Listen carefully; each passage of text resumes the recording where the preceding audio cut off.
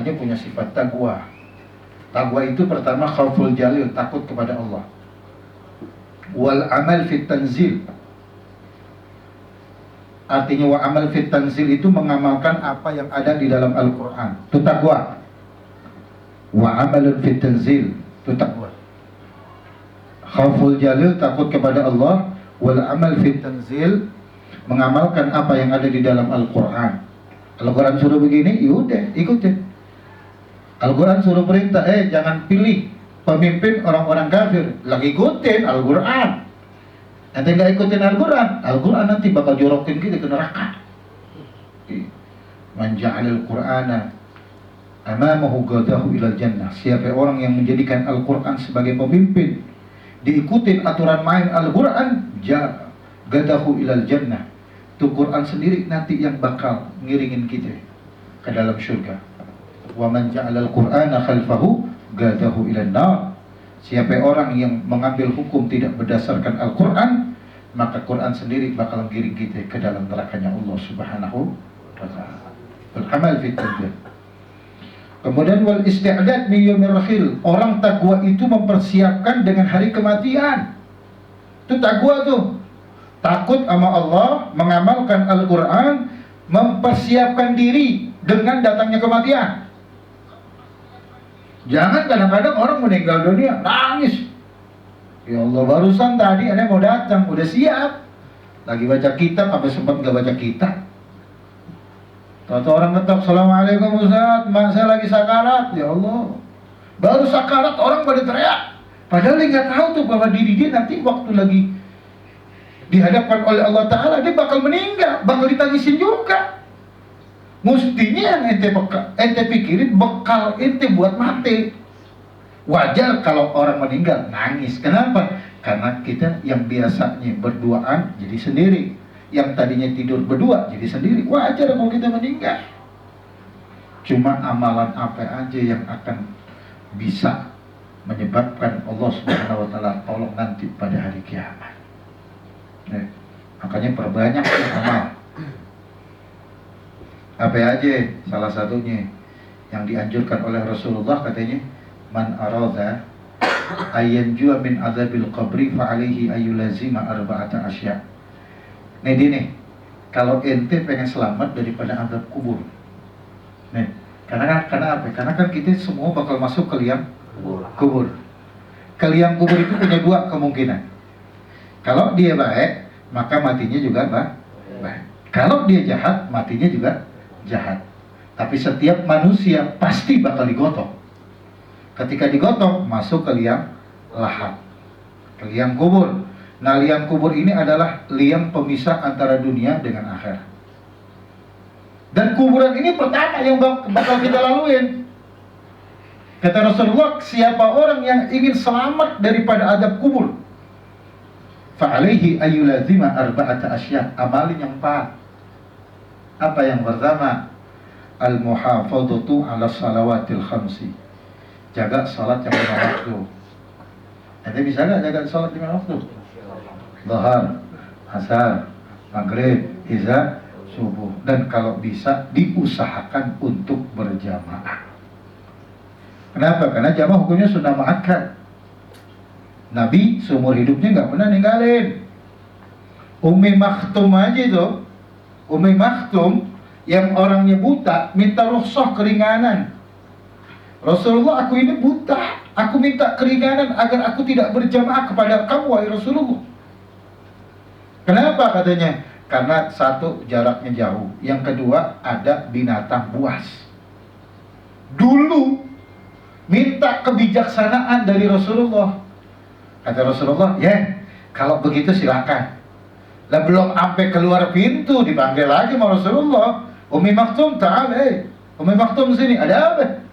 Al sami'tal adzan, ente dengar azan? Nah, iya benar, ada dengar. Fa'alaika bil jamaah. Kalau bisa berjamaah. Ummi Maktum jarak rumah dengan masjid jauh. Yang kedua, banyak binatang buas. Yang ketiga, kondisinya buta. Saya mau tanya, ente normal gak? Buta gak? Jaraknya dekat apa jauh? Kenapa gak mau jamaah?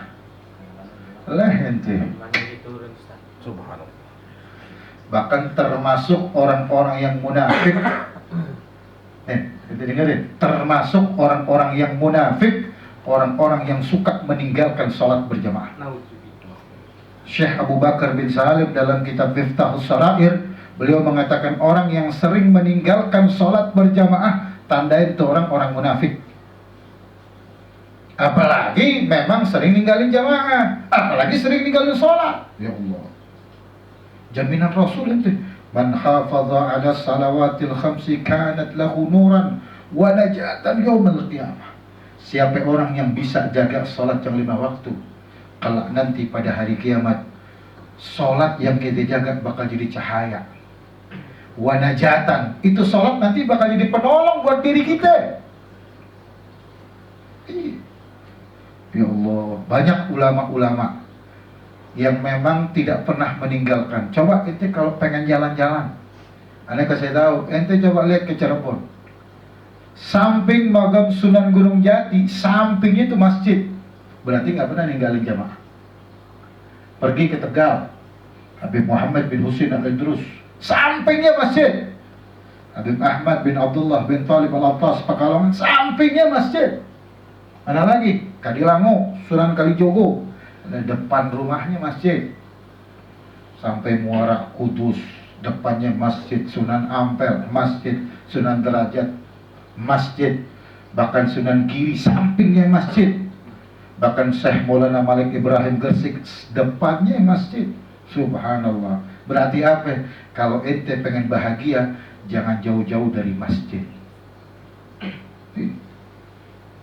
Duh, makanya masjid. Artinya apa? Masjid ini adalah sumber kekuatannya umat Islam. Yang kedua apa? Orang kalau ingin selamat daripada azab kubur, qiraatul Quran, perbanyak baca Quran. Ini kewajiban kita orang tua. Tanya anak kita, udah bisa baca Quran belum? Dia bisa belum? Kalau memang kagak bisa, panggilin guru ke rumah, tanggung jawab. Kalau memang kagak sanggup juga, bawa tuh anak, datengin ke guru. Kalau orang tua kagak sanggup, kenapa? Karena ini kewajiban orang tua. Makanya nanti ada istilah namanya ijab qabul. Ini jarang orang. Ini buat orang tua yang udah nanti punya anak yang bakal jadi dewasa. Ketika anak umur 19 tahun, ini dalam kitab ini nanti disebutkan, itu antara anak dengan orang tua harus ijab qabul. Artinya ijab qabul apa? Ijab qabulnya gini, ketika anak sudah umur 19 tahun, ini orang tua ngomong sama anak, bilangnya apa? Nak, bapak sudah mengajarkan kamu agama. Nak, bapak sudah mengajarkan kamu ilmu agama. Tolong nanti di hari kiamat jangan tuntut bapak. Ya, ya pak. Kalau udah ada ijab qabul, maka tidak ada penuntutan nanti pada hari kiamat. Atau memang sebelum dia nikah, saya terima nikahnya dan kawinnya, sebelum dia nikah, berangkat ke pelaminan, lah ijab qabul dulu bapak sama anak. Nah, bapak sudah ajarkan agama. Nah, bapak telah mengajarkan ilmu agama. Tolong nanti pada hari kiamat jangan tuntut bapak ya nak. Iya, udah selesai kewajiban orang tua. Makanya baca Quran dulu. Jangan sampai kagak. Kenapa? Karena Quran ini nanti pada hari kiamat dia bakal nolong kita. Sekarang mah belum. Sekarang belum. Nanti di kuburan yang bakal ditolongin kita sama Al-Quran. Iqra'ul Quran. Makanya ya Allah, mereka para salafus saleh hidupnya selalu baca Quran. Dan Anda selalu terangkan bagaimana tidak Imam Syafi'i. Imam Syafi'i dalam satu hari 60 kali khatam Quran. Kita bayangin aja. Satu hari 60 kali khatam Quran. Kalau kita ya cuma ya doang udah sanggup. Imam Bukhari wal Muslim Syekhan, satu hari dia bisa khatam sampai 30 kali khatam. Ibrahim An-Nakhai satu hari 15 kali khatam. Kalau kita satu hari belum pernah khatam, termasuk saya. Makanya minimal Rasulullah mengajarkan kepada kita dalam satu hari minimal 100 ayat kita baca. Kenapa? Karena kata Rasul, siapa orang yang dalam satu hari dia baca 100 ayat, maka Allah akan hilangkan penyakit gham, alham, bingung, linglung, gundah gulana, galau. Jadi kalau ada orang yang galau, bete, dikit-dikit pusing, berarti apa? Lu kurang baca Quran. Gitu. Minimal 100 ayat. Ya, sanggup gak? Yasin 83. Yasin 83 lah tambahannya kulhu. Kulhu cuma 4. 4 kali 3 udah 12. Lumayan udah 100. Lah jadi 100 ayat. Di kulhu 4. 4 kali 25 berapa? Lah baca 25 kali 100 beres. 100 ayat kan. Makanya baca Quran. Itu salah satu hal yang bisa nyelamatin kita nanti di kuburan. Minimal nih, bapak kita meninggal dunia kita yang bacain. Minimal bapak kita ketika meninggal dunia siapa yang bacain? Yang pertama kali yang ngebantuin anak atau memang orang lain? Anak. Sekarang kalau anak kagak bisa baca Quran gimana? Dunia aja dikejar, kesana kemari dikejar, giliran orang tua meninggal dunia. Yasin. Akhirnya bukan malah cari surat Yasin, akhirnya surat tanah yang dicari. Anak orang ajar bener orang tua. Bukannya ada surat Yasin, surat tanah, surat buah lu mana surat buah lu? Ya Allah, jangan tuh ya. Tuh makanya banyakin baca Quran. Yang ketiga itu kasratus sadaqah. Orang yang bisa nyelamatin kita dari kuburan itu kasratus sadaqah, perbanyak sedekah. Kenapa kita harus sedekah? Semua pasti bakal mati, itu aja udah. Ya ayyuhalladzina amanu anfiqu mimma razaqnakum min qabli ayatiya ahadakumul maut. Orang-orang beriman, infak. Infak bukan buat orang kaya, orang miskin juga boleh. Al-jud binal agniya hasan. Sifat dermawan, murah tangan yang dimiliki orang kaya itu bagus, baik. Walakin minal fuqara'i ahsan. Tapi kalau sifat murah tangan yang dimiliki oleh orang-orang fakir itu lebih bagus lagi, lebih baik lagi. Orang kaya wajar murah tangan, orang miskin lebih hebat lagi. Kenapa? Di balik kemiskinannya dia bisa sedekah. Makanya salah satu orang yang Allah percepat masuk ke dalam surga orang miskin yang tidak minta-minta dan menjaga kehormatannya, nggak pernah masuk ke dalam mulutnya makanan-makanan yang haram. Tuh fakir al-muta'affif, orang fakir yang bisa menjaga kehormatannya lebih masuk cepat ke dalam surganya Allah Subhanahu wa ta'ala.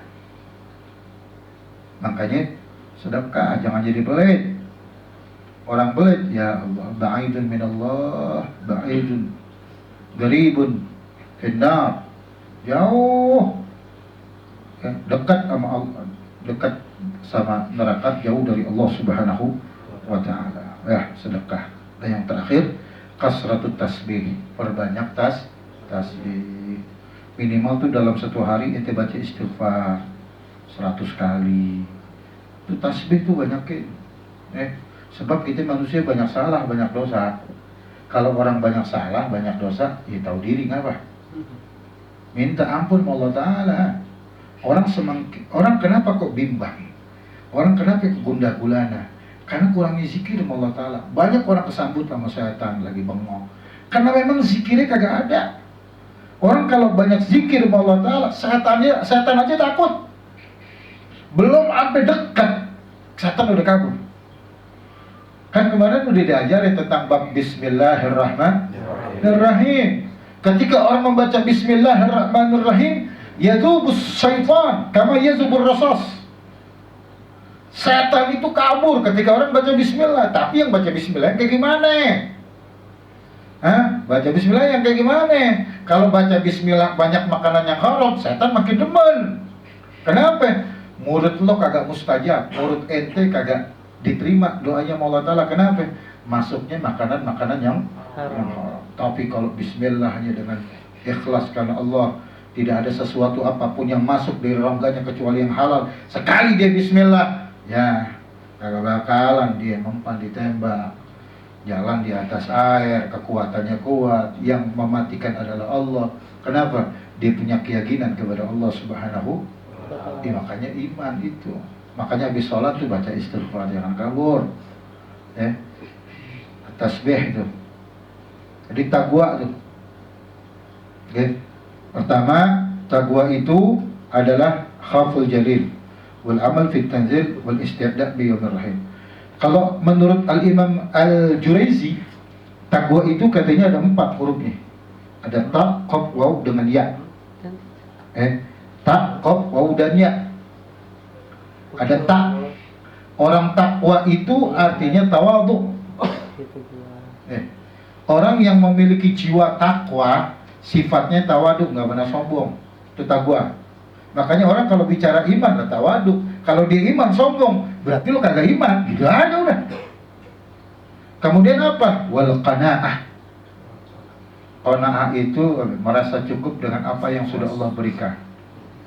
Hari ini yang dia makan dia nggak pikirin besok. Kalau gitu kan enggak. Hari ini kita makan, besok kita makan apa? Betul kan? Kalau mereka para ulama dia nggak pikirin apa yang ada di sekarang, dikeluarin udah. Besok lagi mana aja nanti Allah kasih. Lu qanaah. Tapi bukan berarti kita hidup miskin, jangan salah. Qanaah itu merasa cukup, dunia kita yang ngatur. Kalau dunia kita yang ngatur, kapanpun dan dimanapun, kalau waktunya ibadah ditinggalin dunia. Tapi kalau dunia yang ngatur kita, kapanpun kita kerjaan akhirat diikutin dulu sama dunia. Udah ntar bisa, masih bisa dijamak. Zuhur asar tanggung ntar. Ntar aja ntar isya sama maghrib masih bisa dijamak, ntar aja ntar. Kenapa? Kita yang diatur sama dunia. Tapi kalau kita yang ngatur dunia, waktunya usaha, ngaji, belajar, nuntut ilmu, ibadah, sholat ditinggalin ibadah. Kenapa? Yang ngasih rizki adalah Allah. Manusia hanya sekedar sebab. Karena almarhum Kiai Abdullah Syafi'i bilang apa? Kalau memang udah rizki nggak bakalan kemana. Waktunya ente sholat, ibadah. Ada orang yang pengen datang bilang stop, berhenti. Kenapa? Waktunya sholat, anda pengen sholat. Kalau memang sudah rizki dari anak, orang itu bakal balik sama diri saya. Berangkat sholat zuhur. Kalau gitu begitu kali ya? Agak jauh. Iya bang? Boro-boro. Begitu gitu bang? Kalau kata orang bilang tange. Tahu tange? Tahu bilang jauh amat, banget udah. Baru bener. Makanya kan dia bilang apa? Allahumma ja'al dunya biyadila biqalbi itu Allahumma ja'alid dunya biyadila biqalbi. Ya Allah, jadikan dunia di tangan, jangan dalam hati. Kalau di tangan kita ngatur, kalau dalam hati kita nurutin kata dunia. Lagi enak, telepon bang, konser, ya. Gimana bang? Tinggalin ngaji bang, konser dulu. Lah iya. Artinya apa? Kita masih belum kuat, termasuk kita. Iya, makanya berat itu qanaah. Tapi berusaha semaksimal mungkin. Yang dikatakan qanaah, mengambil sesuatu dari dunia untuk beribadah. Ente kerja, ya kan? Karena itu mubah. Memang satu kewajiban, tapi akan menjadi pahala kalau kita niatkan buat anak dan istri kita. Kerja mubah, kewajiban kita ikhtiar. Ketika kita kasih niat untuk memberikan nafkah buat anak dan istri kita, pahalanya lebih hebat. An-nafaqah li ahli kal mujahid fisabilillah. Orang yang memberikan nafkah buat anak dan istrinya sama seperti orang jihad di jalan Allah Subhanahu wa taala. Ada konser niatnya itu Ustaz. Hah? Ada konser niatnya itu. Kalau gitu boleh lah. Kalau usah begini kita kalah. Tapi jangan lupa bang, bagi-bagi bang. Gitu. Ya Allah, qanaah. Yang kedua, wow itu artinya wara. Wara itu tidak terlalu cinta. Jangan dibudakin sama dunia. Yang ketiga, ada ya terakhir artinya ya itu artinya yakin. Yakin itu apa? Sesuatu apapun yang memang sudah menjadi kehendak Allah, Allah akan berikan sama diri kita. Ya. Takwa itu. Wazinatuhu al-haya. Perhiasan takwa, perhiasan iman itu adalah malu.